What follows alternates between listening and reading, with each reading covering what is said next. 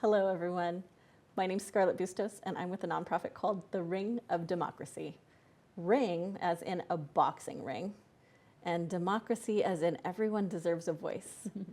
And today we are having conversations with different lawmakers and different candidates for office who are going to be on your November ballot. And we're here today having a conversation with one of those lawmakers. So today we have with us April Ybarra, who is going to be running for Sacramento City Unified School District 4.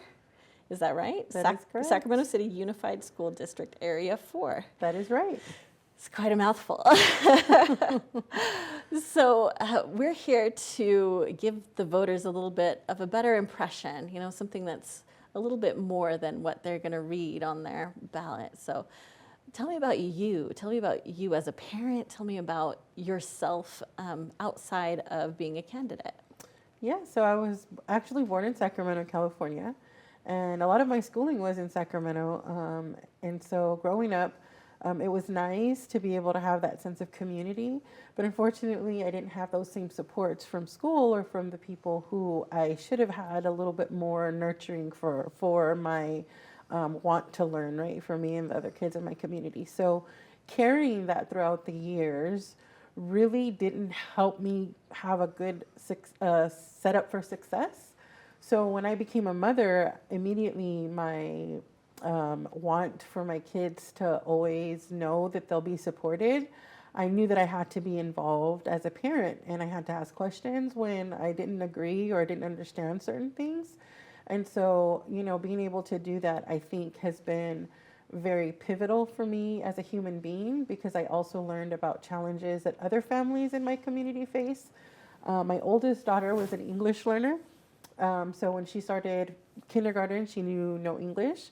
And so after that first year, her challenges left me with a lot of frustration with the school, not knowing that a lot of the stuff I was frustrated with didn't really fall on the school, but on the systems in place. So thinking about the folks making the decisions at the district office. And so a teacher reached out to me, and she, asked me if she could come to my home and get to know me and my family, because it would make her a better educator. And so, after that experience, we had a conversation around hopes and dreams. And from there on, the communication just grew. And so my English learner, who was behind when she got to first grade, was reading at grade level at the end of the year. And a lot of that was because the teacher was willing to go that extra mile to build a relationship with me. And a few months later, I learned that there's a whole organization that trains on this high impact family engagement through these home visits. And so I learned about this organization, Parent Teacher Home Visits, that was founded in Sacramento. Mm-hmm. It was actually founded by some parents from the Meadowview area. And they just wanted their kids to be supported, and they wanted change in their communities. And, after having those conversations with educators, they were able to create this model that is now a national movement. And I've been training with this organization for a little over 12 years now. And so it's been great. That has given me a lot of experience in my advocacy as well. So outside of that, I'm a community advocate, and I organize in my community and other schools that are similar to the schools in my area, and just really support parents to lift their voice, especially those that don't speak English as a first language, so that we can get their kids their needs met, and be a village for each other, because they're also there for me, and they support me also, as a parent when we have our struggles. So just community is something that I've always been a part of, and I believe in social justice, and so it's just the center of who I am. Thank you for that. I really appreciate everything you've done for the community so far. Can you tell me what do you believe are some of the biggest challenges on the school board? I think right now some of the biggest challenges are around special education. I myself have a daughter, my younger daughter. She does have it's called an IEP, or an intervention education plan, that's specifically for students with special needs. And so for the past couple of years, it's been extremely challenging for me to get her the supports that she needs. And then once we do get our IEP, the follow-up to see was there progress or not is just the timeline doesn't work. And so when I combine that with what I also know from the most recent grand jury with the lawsuit from Black Parallel School Board, specifically on special education and the effect that it has on our Black students. I know that that's one of the biggest crises that we're in right now, and I think that we need more transparency. Parents deserve to know why they haven't been supported, and they need to know what's going to be done to continue supporting them, and what is it going to take for that to happen, right? Aside from that, we also need to change some policies and look at our current procedures. What are we continuing to do wrong, and why hasn't anyone talked about that? Why aren't we changing the goals that we have if we're not able to meet them? So looking at these while also being transparent and asking for the feedback from the folks in the community. And then, of course, our educators who are with our kids every day in the classroom. Really getting to hear from them, I think, is also something that we often forget about, because our teachers do have a union and they do have reps that represent them, and that's great, but they also bring valuable voices. And so we need to create those spaces so that we can learn what the challenges for our special education students are when they're in the classroom with these teachers. So I think that's the biggest one right now. And another one that I'll say is looking at our process for hiring and retaining educators and staff at our schools. I think that the district has done a great job so far with starting to be a lot more intentional about recruitment and getting out there. But I think there are other things we need to revisit, especially because we have policies that are very outdated and systems that are very outdated. And so we need to get with where we are today as a society with like technology, but also with how we do things, you know, just as human beings and how we interact. It's not the same as it was years and years ago. So we need to really look at what policies we need to put in place to be able to make those changes today for the kids of today. And that's definitely something that I would love to have the opportunity to take on, that challenge. Absolutely. It is going to be challenging. I mean, there has been a lot of cuts to funding for education, and that's one thing. But then at the same time, students have been falling behind, especially post-pandemic. Absolutely. You know, if you're talking about our rates of literacy and just people are having trouble catching up after the pandemic. You know, so how do you balance those things? What are some of your ideas? I think first and foremost, we really need to pay more attention to the data and not just look at it to check off boxes for compliance, but really look at the data and look at where are the gaps and how are we missing them, right? Mm-hmm. Talking to our resource teachers and our specialists who work directly with our students who need more specific helps around reading, around our math, right? But in order for us to have that, we need the funding. So the challenge around funding is how do we create systems where we are working together with our local and state politicians to be able to have opportunities to bring in some more income while also looking at other places where we can apply for grants. But keeping in mind that those are temporary things. So how do we really build community?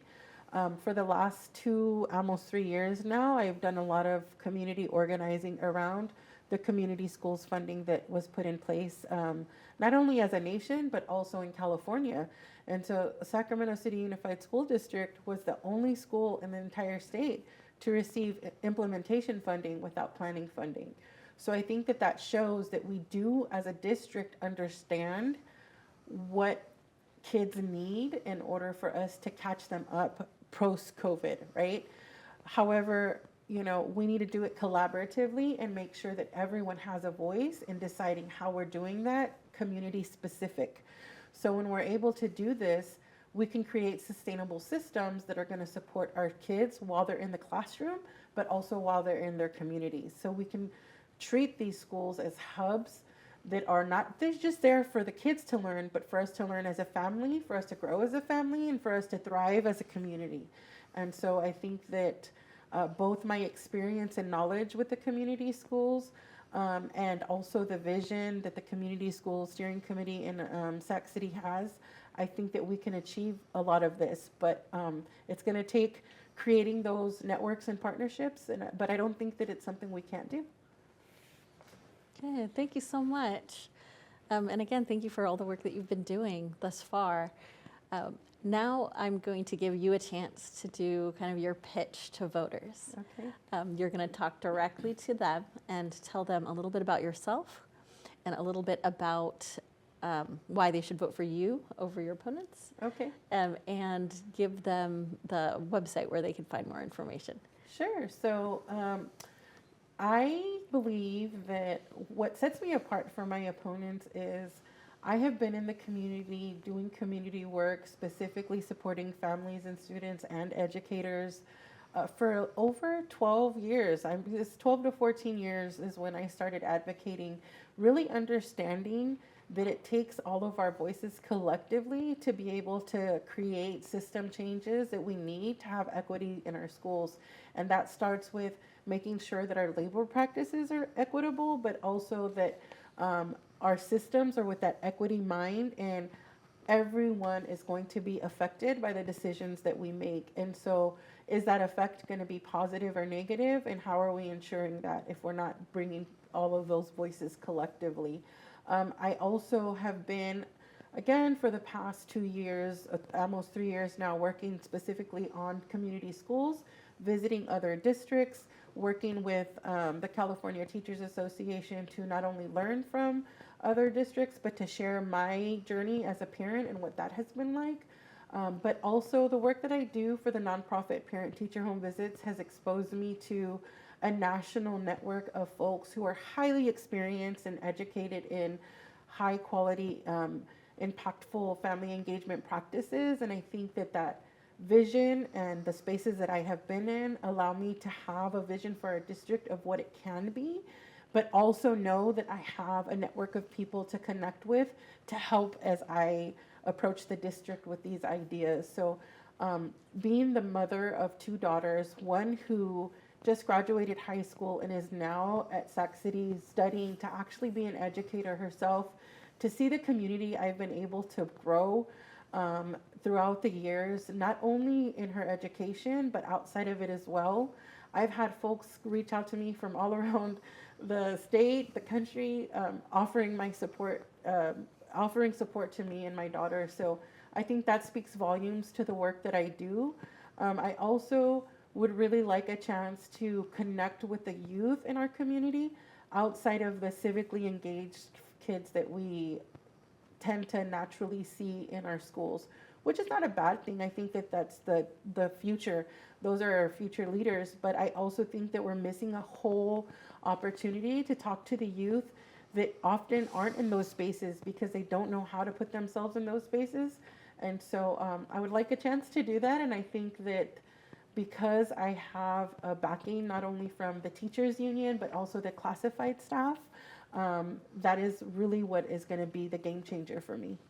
Great. And where can people find more information on your website? I do have a website. It is April 4 SAC, so APRIL, the number 4 SAC.com, and you can learn more about me there.